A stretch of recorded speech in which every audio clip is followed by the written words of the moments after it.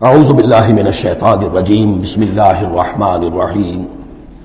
اب وہ ایک نقشہ کھینچ رہے ہیں کہ اللہ کے عباد الرحمن، اللہ کے بندے، خاص اللہ کے بندے، اللہ کے چہیتے بندے، اللہ کے محبوب بندے کیسے ہوتے ہیں۔ اس کو پڑھیے اسی طریقے سے کہ دل میں ارادہ رکھیے، کم سے کم امنگ اور آرزو تو ہو کہ ہم بھی اللہ تعالی ہمیں توفیق دے کہ ہم ایسے ہی بننے کی کوشش کریں۔ وعباد الرحمن الذین یمشون علی الارض ہونا، اللہ کے بندے وہ ہیں جو زمین پر چلتے ہیں تو آہستگی اور نرمی کے ساتھ، قدم مار کر نہیں چلتے، اکڑ کر نہیں چلتے، بلکہ یہ کہ معلوم ہوتا ہے فروتنی کے ساتھ چل رہے ہیں، اور یہ اپنے آپ کو آقا نہیں سمجھتے، مالک نہیں سمجھتے، بلکہ غلام سمجھتے ہیں۔ اللہ کے غلام ہیں، عباد الرحمن ہیں، اللہ کے بندے ہیں، تو غلاموں کی طرح چلتے ہیں، وہ اکڑ کر نہیں چلتے۔ وَإِذَا خَاطَبَهُمُ الْجَاهِلُونَ قَالُوا سَلَامًا، ایک ان کا وصف یہ ہے کہ جب جاہل لوگ، اجڑ لوگ، مشتعل مزاج لوگ خامخواہ ان سے الجھنا چاہیں، بحث و مباحثے میں انہیں جو ہے وہ خامخواہ الجھانا چاہیں، تو وہ کہتے ہیں سلام، وہ الجھتے نہیں ہیں، بحث اور تبحیث کے اندر نہیں۔ جب وہ دیکھتے ہیں کہ ایک شخص بحث پر اتر آیا، وہ اب بات سمجھنا نہیں چاہتا، اس کے اوپر ضد جو ہے وہ مسلط ہو چکی ہے، تو اب خامخواہ اس کے ساتھ وہ الجھے رہنا، جس کو ہم کہتے ہیں ہمارے ہاں وہ پنجاب میں یہ سینگ پھنسا کر آدمی جو ہے وہ اپنا وقت ضائع کرے، اس کا بھی وقت ضائع کرے، کوئی فائدہ نہیں۔ میچور آدمی یہ کہ دیکھے اگر تو واقعی یہ بات سمجھنا چاہ رہا ہے تو سمجھائے، نہیں سمجھنا چاہتا، اس کی اصل میں نیت ہی نہیں ہے، تو پھر خامخواہ اس کے ساتھ الجھنے کا فائدہ نہیں۔ والذین یبیتون لربہم سجدا وقیاما، اور وہ لوگ کہ جو راتیں بسر کرتے ہیں اپنے رب کے لیے سجدے اور قیام میں۔ یہاں وہ بات بہت واضح ہو گئی، جہاں تک 5 فرض نمازیں ہیں وہ تو فرض ہیں، وہ تو تعمیر سیرت کی بنیادیں ہیں، ان کی تو مداومت کرنی ہے۔ والذین یحافظون والذین هم علی صلواتہم یحافظون، لیکن یہ لوگ جو ہیں جن کے دل آشنا ہو گئے ہوں اللہ سے، اگر یہ اللہ کے ساتھ دوستی ہو چکی ہو، تو پھر یہ کہ رات کا وقت ہوتا ہے کہ جس میں وہ پھر بندہ اٹھتا ہے، کوئی دیکھ نہیں رہا ہے، لوگ سوئے ہوئے ہیں، کوئی ڈسٹربنس نہیں ہے۔ ہماری تو آج کل شہری زندگی میں راتوں میں بھی ڈسٹربنس رہتی ہے، لیکن یہ کہ عام طور پر بہرحال دن کے مقابلے میں تو ایک سکون کی کیفیت ہوتی ہے۔ اس وقت اپنے رب سے راز و نیاز کی بات ہے، کبھی اس کے سامنے کھڑے ہیں، کبھی سر بسجود ہیں۔ والذین یبیتون لربہم سجدا وقیاما والذین یقولون، اور وہ کہتے رہتے ہیں سب کے باوجود، ربنا اصرف عنا عذاب جہنم، اے رب ہمارے عذاب جہنم کو ہم سے پھیر دے، دور کر دے۔ یہ سورہ نور میں بھی ہم نے پڑھا تھا کہ وہ ساری شخصیت جو ہے بیان کرنے کے بعد وہ اس کے بعد بھی لرزاں و ترساں رہتے ہیں۔ یوما تتقلب فیہ القلوب والابصار، ڈرتے رہتے ہیں اس دن کے خیال سے کہ جس میں نگاہیں اور دل الٹ دیے جائیں گے قیامت کے دن سے۔ ان عذابھا کان غراما، یقیناً اس کا عذاب جو ہے وہ چمٹ جانے والی شے ہے۔ انہا ساعت مستقر و مقامہ، پروردگار وہ جگہ جہنم جو ہے یقیناً بہت بری جگہ ہے، مستقل قیام کے لیے بھی اور تھوڑی دیر کے لیے بھی۔ جو میں نے عرض کیا تھا کہ دنیا میں بری سے بری جگہ بھی جو ہے اس میں بھی آپ تھوڑی دیر کے لیے جائیں گے تو ریکریشن ہو جائے گی چینج کی وجہ سے، اور اچھی سے اچھی جگہ جو ہے اس میں بھی مستقل رہنا پڑے تو پھر اس کے اندر کوئی حسن اور کوئی جو ہے دلچسپی باقی نہیں رہے گی۔ تو اس کے بجائے جو جنت کا اور جنت کا تصور دیا جا رہا ہے، جنت اتنی اچھی جگہ ہے کہ مستقل طور پر رہنے کے باوجود اس کی دلچسپیوں میں، اس کی رعنائیوں میں کوئی کمی نہیں ہوگی، اور جہنم اتنی بری جگہ ہے کہ ایک لہجے کے لیے بھی کسی کا قدم وہاں گیا تو وہ اپنی پوری جو ہے سختی اس کے اوپر ظاہر کر دے گی۔ والذین اذا انفقوا لم یسرفوا ولم یقتروا وکان بین ذلک قواما، اور وہ لوگ کہ جو خرچ کرتے ہیں تو نہ تو وہ اسراف کرتے ہیں اور نہ ہی بخل سے کام لیتے ہیں، بلکہ اس کے بین اعتدال جو ہے واقعہ یہ ہے کہ دنیا کا مشکل ترین کام ہے، توازن اور اعتدال۔ ظاہر بات ہے یہ لوگ جو میچور ہیں، سمجھدار ہیں، اب ان کے ہاں یہ ہوگا کہ ان کے اس خرچ کرنے کے معاملے میں بھی اعتدال ہوگا۔ والذین لا یدعون مع اللہ الہا آخر، 3 کبیرہ گناہ وہ ہیں جیسا کہ ہم نے پڑھا ہے سورہ نساء میں بھی، ان تجتنبوا کبائر ما تنہون عنہ، تو بڑے بڑے گناہ وہ کون سے ہیں کہ جن سے اگر تم باز رہو تو باقی چھوٹے گناہ تو اللہ تعالیٰ جو ہے وہ معاف بھی کرتا رہے گا۔ اور ان میں سے سب سے بڑا تو 2 مرتبہ فرمایا شرک، اور شرک کے بعد پھر قتل ناحق اور پھر زنا، یہ 3 ہیں۔ قتل ناحق سے بھی در حقیقت تمدن کی جڑ کٹ جاتی ہے، اور زنا سے تمدن جو ہے وہ سڈاس بن جاتا ہے، پھر اس کے اندر گندگی ہو جاتی ہے۔ تو اس حوالے سے یہ 3 چیزیں یہاں بیان کی جا رہی ہیں۔ والذین لا یدعون مع اللہ الہا آخر، وہ لوگ کہ جو نہیں پکارتے اللہ کے ساتھ کسی اور معبود کو۔ ولا یقتلون النفس التي حرم اللہ الا بالحق، نہ ہی قتل کرتے ہیں کسی جان کو جس کو کہ اللہ نے محترم ٹھہرایا ہے مگر حق کے ساتھ۔ قتل کے بدلے قتل والا معاملہ ہے، یا مرتد کا قتل ہے، یا زانی شادی شدہ کا رجم ہے، جو بھی ہے۔ ولا یزنون، نہ وہ زنا کرتے ہیں۔ ومن یفعل ذلک یلقى ساما، اور جو کوئی بھی یہ کام کرے گا وہ اس کی پاداش کو پکڑ کر اس کو جو ہے اس حاصل کر کے رہے گا، یا لازمہ اس کی سزا اس کو مل کر رہے گی۔ یلقى ساما یضاعف له العذاب یوم القیامہ، قیامت کے دن اس کا عذاب دگنا کر دیا جائے گا۔ یہ آیت اس اعتبار سے بہت اہم ہے کہ منکرین حدیث نے بہت شور مچایا ہوا ہے کہ قرآن مجید میں کہیں عذاب قبر کا کوئی تذکرہ نہیں ہے، صراحتاً واقعتاً نہیں ہے، احادیث میں بہت تفصیل ہے، لیکن یہ کہ یہ مقام ایسا ہے کہ جس سے ثابت ہوتا ہے کہ قیامت کے دن سے پہلے بھی عذاب ہے، یضاعف لہ العذاب یوم القیامہ، دگنا کیا جائے گا ان کے لیے عذاب قیامت کے دن۔ اس کا مطلب ہے کہ عالم برزخ میں بھی ان کے لیے عذاب ہے۔ اور جو فرمایا گیا ہے کہ یہ جو قبر کا گڑھا ہے یا یہ جہنم کے گڑھوں میں سے گڑھا ہے اور یا جنت کے باغیچوں میں سے ایک باغیچہ ہے،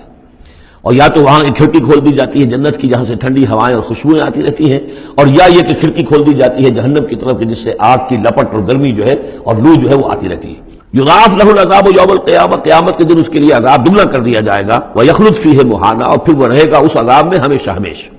الا من تاب، استثناء ہے، استثناء یہ ہے من تابہ، جو جس نے توبہ کر لی دنیا ہی کے اندر موت کے آنے سے پہلے معلم یا غرغر،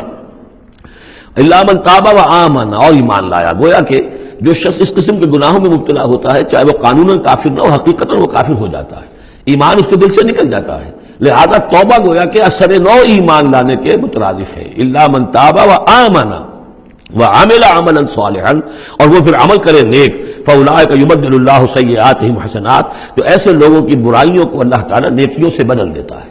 اس کے دونوں معنی ہے کہ توبہ کے نتیجے میں ایک تو نامہ اعمال میں جو اندراج ہوا تھا برائی کا وہ صاف ہو جائے گا اور اس کی جگہ نیکی کا اندراج ہو جائے گا، اور یہ معنی بھی ہے کہ زندگی میں اس دنیا میں توبہ کے نتیجے میں اخلاق جو ہے وہ پاک صاف ہو جاتے ہیں، دامن اخلاق کے دھبے دھل جاتے ہیں، اور انسان کا جو دامن کردار ہے پھر صاف شفاف ہو جاتا ہے۔ وَكَانَ اللَّهُ غَفُورًا رَحِيمًا، اور اللہ تعالیٰ غفور الرحیم ہے۔ وَمَن تَابَ وَعَمِلَ صَالِحًا، اب دوبارہ تکرار کی گئی، اور جو توبہ کرے اور پھر نیک عمل کرے، فَإِنَّهُ يَتُوبُ إِلَى اللَّهِ مَتَابًا، تو وہ ہے کہ جو توبہ کرتا ہے اللہ کی جناب میں جیسا کہ توبہ کرنے کا حق ہے۔ توبہ کی تسبیحیں ہو رہی ہوں، استغفار کی تسبیحیں ہو رہی ہوں، اور آیت کریمہ کے ختم ہو رہے ہوں 1.25 لاکھ کا اور لاکھ کا، لیکن حرام خوری جوں کی توں جاری ہو، وہ سارے غلط کام ویسے کہ ویسے جاری ہو، وہ کوئی توبہ نہیں ہے، اس کا کچھ حاصل نہیں۔ وَالَّذِينَ لَا يَشْهَدُونَ الزُّورَ، اور وہ لوگ کہ جو جھوٹ کے پر موجود بھی نہیں رہتے۔ جھوٹ کی گواہی والی بات نہیں ہے یہاں، لیکن جھوٹ کی گواہی تو گویا کہ اس کے اندر خود بخود امپلائڈ ہے، یعنی ان کے اندر صداقت اور حق کے ساتھ اتنی غیرت ہوتی ہے کہ جہاں کوئی جھوٹ کا گزر بھی ہو وہاں وہ اپنی موجودگی بھی پسند نہیں کرتے۔ جھوٹ کا دھندا ہو رہا ہو، جھوٹ کا کاروبار ہو رہا ہو، جھوٹ بولا جا رہا ہو، یہ وہاں پر ان کی غیرت اور حمیت جو ہے صداقت کے ساتھ اور سچ کے ساتھ وہ اتنی ہے کہ وہ وہاں موجودگی بھی اپنی برداشت نہیں کرتے۔ وَإِذَا مَرُّوا بِاللَّغْوِ مَرُّوا كِرَامًا، اسی طریقے سے جب وہ کسی لغو کام کے پاس سے گزرتے ہیں تو اپنے دامن کو بچا کر گزر جاتے ہیں۔ دیکھیے وہاں بھی تھا سورہ مومنین کو شروع کی آیات میں وَالَّذِينَ هُمْ عَنِ اللَّغْوِ مُعْرِضُونَ، کہ جو لغو سے اعراض کرتے ہیں، اور یہاں یہ کہ اس کے پاس سے اگر گزر ہو بھی جائے اتفاقاً، خود تو قصد کرنا جو ہے بہت دور کی بات ہے، اس کا کوئی امکان ہی نہیں، اتفاقاً آپ راستہ چل رہے ہیں اور دیکھ رہے ہیں کوئی مداری کا تماشا ہو رہا ہے، آپ کا کوئی ارادہ نہیں تھا، لیکن وہاں رکیے بھی نہیں، وہاں سے جو ہے اپنے دامن کو بچاتے ہوئے نکل جائیے۔ والذین اذا ذکروا بآیات ربہم، اور وہ لوگ کہ جن کو جب ان کے رب کے آیات کے ذریعے سے نصیحت کی جاتی ہے، سمجھایا جاتا ہے، لم یخروا علیہا صما وعمیانا، تو نہیں گر پڑتے اس پر بہرے اور اندھے ہو کر۔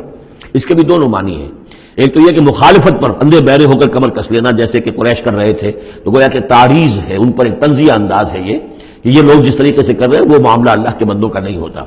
لیکن یہ دوسری طرف یہ بات بھی ہے کہ آیات قرآنیہ کو بھی اندھے بہرے ہو کر تو نہیں پڑھنا ہے اور سننا ہے،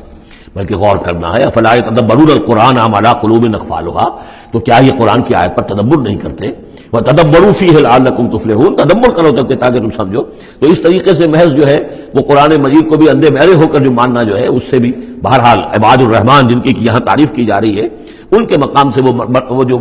مقام ہے ان کے مرتبے سے فروتر ہے۔ والذین یقولون ربنا هب لنا من ازواجنا وذریاتنا قرۃ اعین، اور وہ لوگ جو کہتے ہیں کہ اے رب ہمیں اپنی بیویوں اور ہماری اولاد کی طرف سے آنکھوں کی ٹھنڈک عطا فرما، یعنی یہ کہ جس راستے پر ہم چل رہے ہیں ہماری اولاد ہمارے گھر والے بھی اسی راستے پر چلیں تاکہ ہماری آنکھیں ٹھنڈی ہوں۔ ایسا نہ ہو کہ میں تو اللہ کے دین کے راستے کی طرف چلنے کی کوشش کر رہا ہوں اور اولاد کسی اور طرف کو دور لگا رہی ہے، تو ایک کشاکش ہے،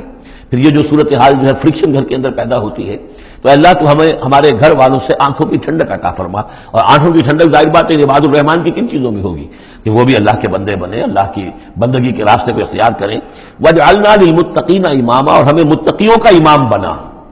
اس کا یہ مطلب نہیں ہے کہ امامت کی طلب ہے، بلکہ یہ کہ ہم خود امام ہیں۔ ایک شخص اپنے گھر کا سربراہ ہے، امام ہے، تو اے اللہ جن کے ہم امام ہیں انہیں متقی بنا دے، اس لیے کہ ظاہر بات ہے کہ میدان حشر میں جب ہم چلیں گے تو ایک شخص کے پیچھے اس کی اولاد چلی آ رہی ہے اور معلوم ہو کہ وہ تو جہنمی ہیں جو چلے آ رہے ہیں، یہ خود تو بہرحال ایک نیک آدمی تھا، نہیں، ہمارے پیچھے جو ہماری نسلیں آئیں اے اللہ انہیں بھی متقی بنا، جن کے ہم امام ہیں، جو ہمارے پیچھے ہیں، جن کے کہ ہم دنیا میں جیسے کہ فرمایا ہے ایک حدیث میں بھی آتا ہے کلکم رائن و کلکم مسئول عن رعیتہ، تم میں سے ہر شخص کی حیثیت ایک چرواہے کی ہے، اور اللہ نے کچھ نہ کچھ مخلوق جو ہے اپنی اس کے چرواہے کے حوالے کی ہے، تمہاری اولاد ہے، تمہاری بیوی ہے، یہ گھر کنبہ ہے، یہ تمہارا جو ہے یہ گویا کہ تمہارے متبعین ہیں، تمہارے فالوورز ہیں، تو اللہ ہمارے فالوورز کو متقی بنا دے اور ہماری جو امامت ہے وہ متقیوں کی امامت ہو۔ اولئک یجزون الغرفۃ بما صبروا، یہ وہ لوگ ہیں کہ جن کو بالا خانے ملیں گے ان کے صبر کی جزا میں، انہوں نے صبر کیا۔ ظاہر بات ہے کہ اللہ دنیا میں بے شمار مواقع آتے ہیں حرام خوری کے، ایک بندہ مومن بچتا ہے، بہت سے مواقع پر اللہ تعالیٰ موقع دے کر آزما لیتا ہے کہ ذرا سی بھی اس کے اندر کمی ہو تو پھر یہ نکل جائے کسی غلط راستے کی طرف، انسان جو ہے صبر کرتا ہے، جذبات کو روکتا ہے، اپنی خواہشات کو روکتا ہے، شہوات کو تھامتا ہے، ان تمام چیزوں کو سنبھال کر یہ سب گویا کہ پوری زندگی صبر ہے۔ تو بما صبروا اولئک یجزون الغرفۃ بما صبروا، یہ وہ لوگ ہوں گے کہ جنہیں بدلے میں ملیں گے بالا خانے جنت کے ان کے صبر کے عوض، وَيُلَقَّوْنَ فِيهَا، ان کا استقبال کیا جائے گا وہاں جنت میں، ان بالا خانوں میں، تحیۃ و سلاما، سلام کے ساتھ اور دعاؤں کے ساتھ، خالدین فیہا، وہ رہیں گے اس میں ہمیشہ ہمیش، حسنت مستقرا و مقاما، بہت ہی عمدہ ہے وہ جگہ، مستقر کے طور پر بھی، مستقل قیام گاہ کے طور پر بھی، اور مقامہ تھوڑی دیر کے لیے بھی۔ تو یہ وہ کنٹراسٹ ہے، جہنم کو فرمایا ساعت مستقر و مقامہ، اور جنت حسنت مستقر و مقامہ۔ قل ما یعبأ بکم ربی، اے نبی ان سے کہہ دیجئے میرے رب کو تمہاری کوئی پرواہ نہیں ہے، یہ نہ سمجھو کہ میں تمہارے پیچھے اپنے آپ کو ہلکان کر رہا ہوں، تو میرے رب کو کوئی تمہاری ضرورت ہے، میری یا میرے رب کی کوئی ضرورت اٹکی ہوئی ہے تمہارے بغیر، وہ بات پوری نہیں ہوگی، یہ چھپر تم ہی اٹھاؤ گے تو اٹھے گا ورنہ اٹھ نہیں سکتا، یہ نہ سمجھو۔ قل ما یعبأ بکم ربی لولا دعاؤکم، اگر نہ ہوتا تمہیں پکارنا،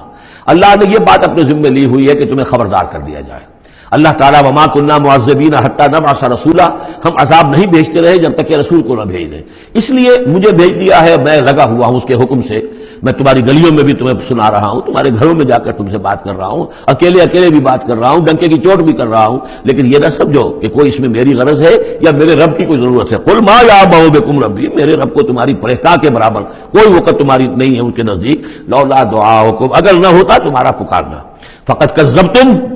تو دیکھو تم نے جھٹلا دیا ہے، فسوف یکون لزاما، اب عنقریب یہ تمہارے ساتھ چمٹ کر رہے گا، یعنی یہ کہ اس کا جو عذاب ہے، اس کی جو پاداش ہے وہ تمہیں مل کر رہے گی۔ صدق اللہ العظیم۔